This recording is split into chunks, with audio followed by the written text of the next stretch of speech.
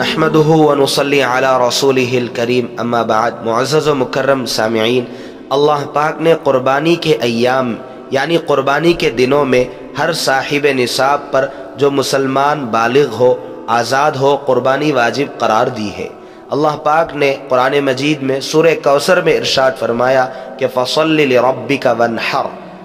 آپ نماز بھی پڑھیے اور قربانی بھی دیجیے۔ اسی طریقے سے ابن ماجہ ایک حدیث کی کتاب ہے، اس میں جناب رسول اللہ صلی اللہ علیہ وسلم کی ایک حدیث مبارکہ بھی ہے کہ من کان لہ ساعۃ ولم یضحی فلا یقربن مصلانا، کہ جو صاحب استطاعت ہو، صاحب ثروت، صاحب نصاب ہو اور اس پر قربانی واجب ہو چکی ہو، اس کے باوجود وہ قربانی نہ کرے تو ایسی صورت میں وہ ہماری عیدگاہ کے قریب بھی نہ آوے۔ اور اسی طرح کی ایک اور روایت مسند احمد میں بھی ہے، سے معلوم ہوا کہ گھر میں اگر ایک سے زائد افراد ہو اور ہر فرد صاحب نصاب ہو تو ایسی صورت میں ہر شخص کی طرف سے انفرادی طور پر یعنی الگ الگ قربانی کرنا واجب ہے، یعنی ہر ایک کو اپنی طرف سے بکرا دمبہ کی قربانی دینا ہوگا، یا پھر ان میں سے ہر ایک کو بڑے جانور میں سے ایک ایک حصہ الگ الگ اپنی طرف سے قربانی کا ادا کرنا ہوگا۔